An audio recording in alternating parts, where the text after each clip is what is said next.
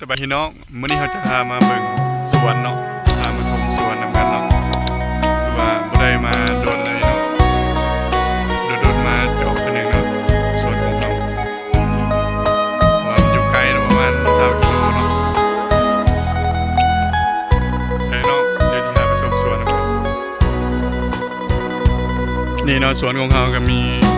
น้องปลานะพี่น้องเลี้ยงปลานะประมาณล้านหนึ่งเนาะปล่อยประมาณล้านหนึ่งล้านกีบบรรยากาศสวนน้ำมีต้นโกต้นกล้วยเนาะต้นข้าวปลูกมาเลย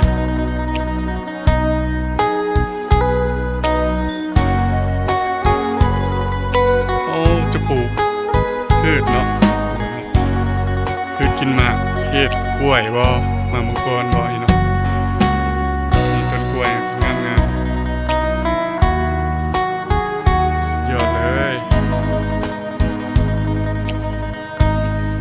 นี่ก็ต้นมะนาวพี่น้องตัวใหญ่มีเวลามาเบิ่งมันเนาะปุ่มกินเลยเนาะนี่ก็ต้นแก้วมังกรที่เนาะกำลังจูมมากเลยโอค่าเป็นการสวนนี่เนาะเป็นจำดินเลยพี่น้องตัวงามไก่โคงหัวโคตรงามเลยเนาะ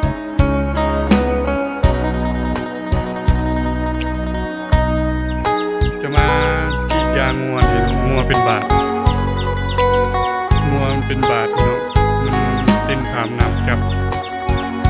เลยเป็นบาทเลยมาฉีดยางัวเลย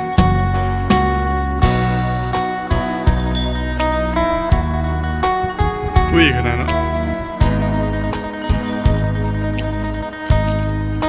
เป็นบาทวะ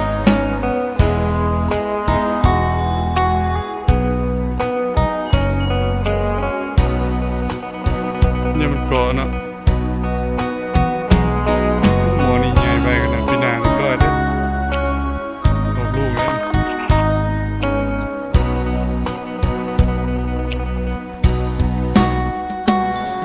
มียัง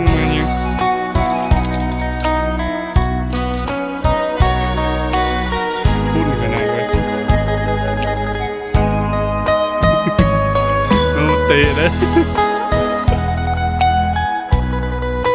ซีดตัวนี้บ่ให้เป็นหนอน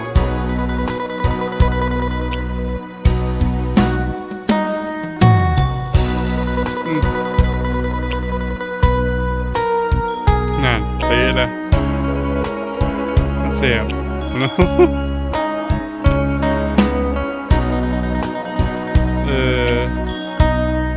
ยังเป็นคูณน้ำกับวันนี้เต้น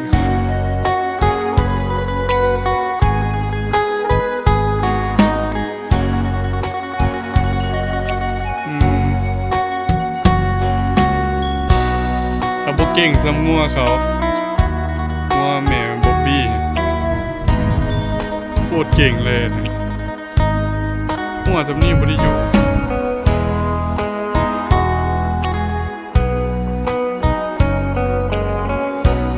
เนาะส่วนของเขาสุดยอดเลยกำลังจมเลยนะใกล้ๆบรรยากาศยามเช้าเดทกำลังดีเลยเนาะแล้วนั่นก็ปลูกต้นมะม่วงกับต้นมะม่วงเนาะชนแก้วก่อนเนาะอยู่ใกล้ๆเลยมีกอหน่อไม้เลี้ยงน้องอีกตัวบุ้งพี่น้องเดี๋ยวเขาจะพาไปเบิ่งกอหน่อไม้เนาะยามนี่คือว่ามันออกดกนาเลยเนาะ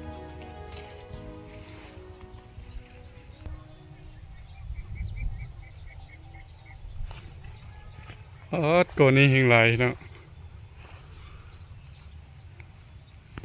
ให้เบิ่งที่ต้นขึ้นเลยลำยาวๆเลยสวยก่อนแล้วกันเฮงไร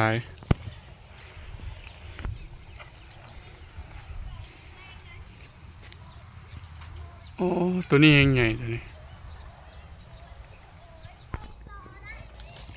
ตัวนี้เขาจะปลูกถั่วดินทีเนาะ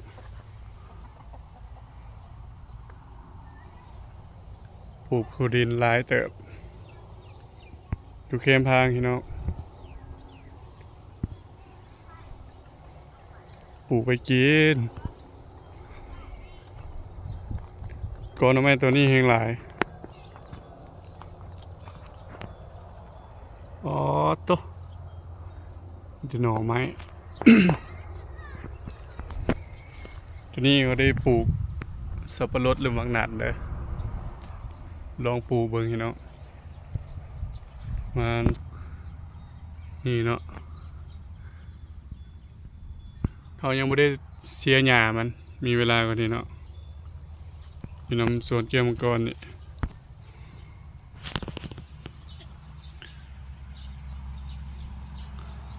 เดี๋ยวจะให้เบิ่งมุมสูงนี่เนาะหัวสวนของเขาบรรยากาศสดใสหญ้าไปฮอดพูน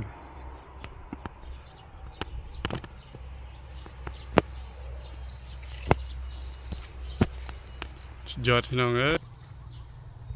ว้าวมะม่วงเรือหมากเดียวสุกเด้งจึงคืนเลย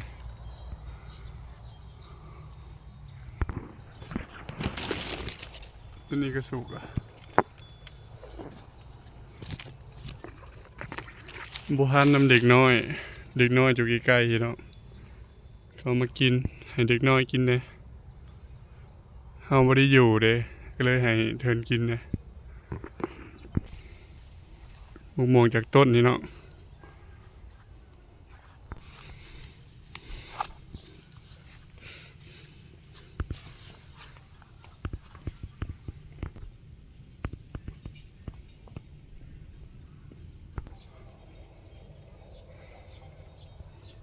เรือซ้ำนี่เลยพี่น้องมะม่วงตะกี้บักดีหลายบ่ทันได้กินซ้ำสวนโอ้ยเมื่อยพี่น้องเลาะชมสวนกินนี่ถึกแดดมาเนาะวันนี้บดซ้ำ ตอนที่เห็ดใส่เจ้าของสวนเลยนี่บรรยากาศรอบสวนเนาะพี่น้องมีแต่หมากไม้กินหมากพี่น้องของปลาก็มีเด้อมาลินมาหัวได้เอาฝากกดไลค์กดแชร์กดติดตามส่องบ่อแซมไปเด้อเป็นกำลังใจให้ในเด้อพี่น้องทาง FC ฝากติดตามนะ